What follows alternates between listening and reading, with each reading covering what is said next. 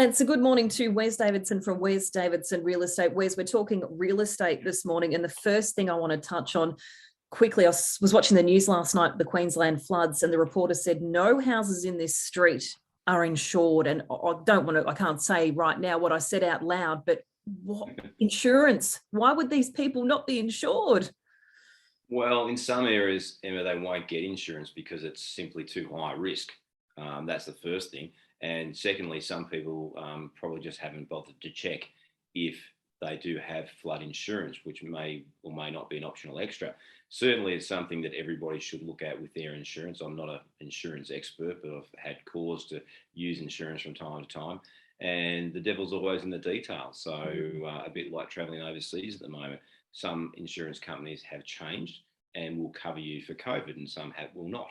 So you still need to look at the finer details of all your insurance. But yeah, a lot of people up in Queensland, I've got mates up there, had a look at a video of a mate's house during the week where the water's literally coming through the floor, up through the floor. It's an elevated property and spurting out through what I think is the vacuum system, like a pressure pump. So it's quite devastating. It's going to be a massive, massive cost to the Queensland economy. And a lot of people up there will not recover, unfortunately will not recover from the damage that's being done.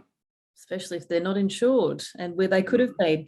Something else we need to chat about, people or first home buyers, anyone going to purchase a property, not to just assume you'll be able to afford it and the bank will give you money. You definitely need to tick those important things off your list and make sure you're eligible and you can loan the money.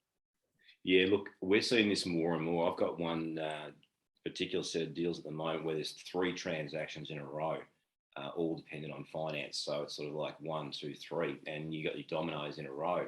And fortunately, they're being handled by a very professional broker.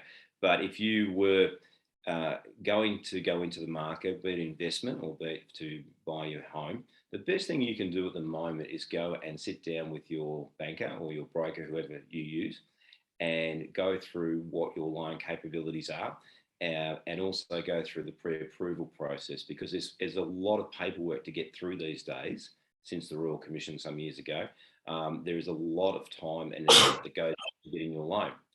God bless you. So you need to make sure that you have all those in a row. And I'm finding more and more people coming in thinking that they're just going to, they're going to apply for finance that had no idea what the limitations are on their finance, and then when they go to buy a house, they get very disappointed. And of course, quite often they miss out because they simply can't match the person who's been pre-prepared. So at the moment, especially with interest rate rises looming, I think the best thing you can do as a home buyer is to get out there and get your pre-approval. And for home sellers, have a read of our blog in the Mail Times today or online about getting your house ready for sale, because getting your house ready for sale does maximise the price. Absolutely. Well, Wes, you do have some open homes this weekend. So if anyone wants more details, WDRE.com.au. And for all other topics or subjects, or if they just want to have a chat about putting their home on the market, 5382 0000. Wes, have a great weekend. You too, Emma. See ya.